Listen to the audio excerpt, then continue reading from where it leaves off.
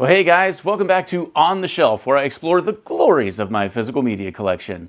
Well, it's finally here, Halloween! So I decided to explore something a little special from my childhood.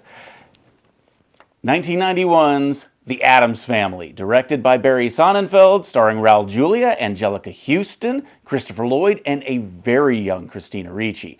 What's really cool about this copy is I got it back when it first came out as a kid at McDonald's. That's right, this was a Happy Meal toy. How freaking awesome is that? I mean, when I was a kid, your parents could get you a hamburger and then for a few extra bucks, a movie starring a dismembered hand that'd shut you up for a few hours. McDonald's was so cool back in the day. Now, the only problem that I've had rewatching this after so many years is it's kind of dragged up somewhat of a Pavlovian response from my childhood. My friend Ted will help demonstrate. Yeah, you see, I can't help but do that literally every single time that the theme song plays. Thank you, Ted. Anyway, the Addams Family has been kind of seeing a resurgence with the recent animated films and the Wednesday show, but this one was always my Addams Family. The story is well written, it's mayhem at its best, it takes everything great from the 1930s comic and the 60s TV show and makes 90s magic, even if there was way more murder than I remembered. The plot of the film is that Gomez's brother, Fester, has been missing for 25 years, but Gomez has never given up hope that he's alive, which is kind of weird given how these guys practically worship death, but never mind, I guess. One night Fester returns, but is he really Gomez's brother, or are there shenanigans afoot? Well, of course, it's a movie, so through one thing and another, everyone discovers the truth, and we learn that even death and dismemberment isn't as strong as family. Or as Vin Diesel would say, family. It kind of hurts my throat. Anyway, to be honest, in a movie like this, most writers, they wouldn't have worried too much about stuff making sense. But the writers here really made sure every why had an answer, and I really respect that. There's this weird trend now where subversion of expectations means bad writing is just okay because it's just a movie. But this movie definitely adhered to Chekhov's gun, where if you set it up, you better pay it off. Little gags in the first act pay off big time by the finale. And I don't know if you get what I'm talking about, but I love that kind of stuff. But the biggest thing for me is always the characters. Do I believe that these guys are real people?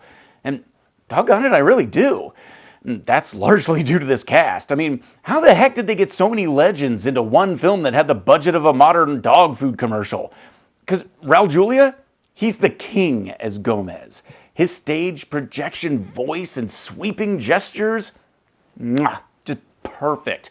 Lloyd's hunchbacked, stiff-necked electricity, amazing.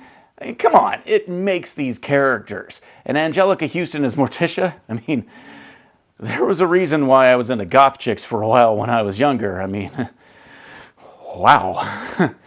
And the side characters, they're just as awesome. How the heck do you make a hand look out of breath? Christopher Hart doesn't get near enough credit for playing Thing. And Dan Hedaya as the Addams' sleazy lawyer made an entire career out of the slouched douchebag look, and all the normies that wander through the Addams' lives in this movie have distinct ways of moving and reacting. You just don't get character acting like this anymore. And of course, Christina Ricci as Wednesday is literally what Jenna Ortega based her entire performance on, and for good reason. She gave new meaning to the word deadpan. Something that's really cool and interesting about the acting here is how everyone's bringing their entire body into play. Body acting is kind of a lost art these days, but little things like a character's posture, it can help characters become more immersive. You believe in the people, so you believe in the story. And with characters this weird, you really need to believe in them as people. And with great acting and directing like this, I'm digging it. And that helps me believe in everything that they do, like the family stuff. The thing that always gets me about this movie is how supportive they are of each other. Yeah, they're weirdos, but they really do love each other. This is probably the healthiest family dynamic I've seen in a movie in decades, and it's a bunch of freaks that are always trying to stab each other in the face.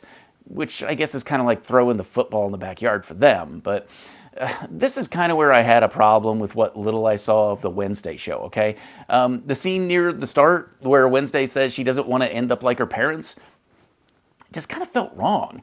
Wednesday and every Addams should absolutely love and admire one another, not belittle each other and mock them and say stuff like that.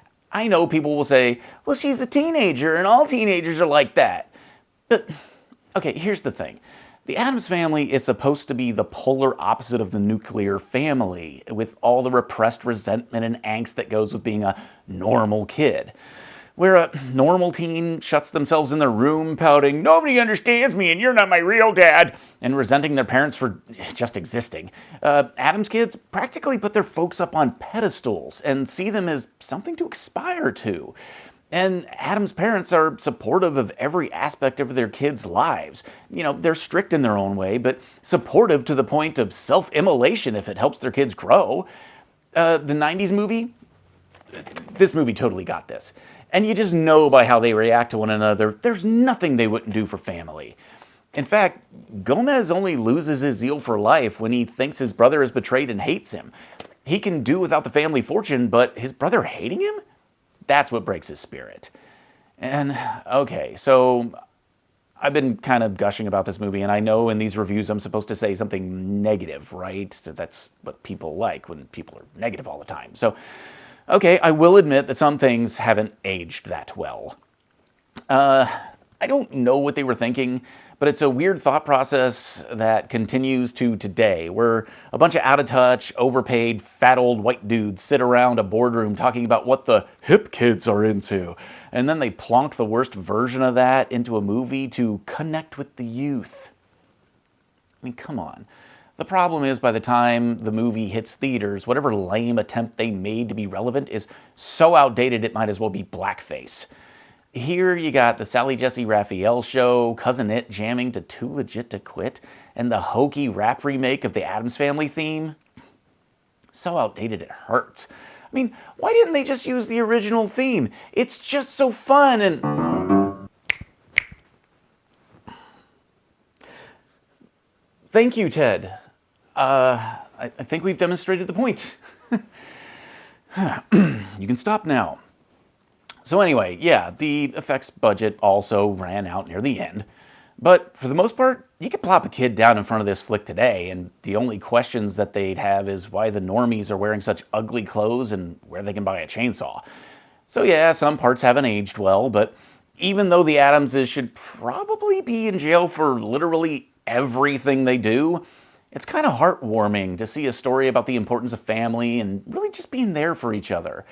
Just get ready for the school play scene, which has more fake blood than a Verhoeven movie and makes me laugh like a maniac every time I see it, which probably says more about me than anything. But anyway, when did you first meet the Addams Family? Was it the Wednesday show? Was it this movie? Was it one of the animated things? Did you even watch the old show when it first came out, if you're that old, or maybe it was on late night television? Who knows? Let me know in the comments, and if you want more kooky and ooky reviews, please like, subscribe, and until next time, happy viewing! You know what, Ted? That's it. I'm gonna come over there and snap your fingers. Come here, come here, come here!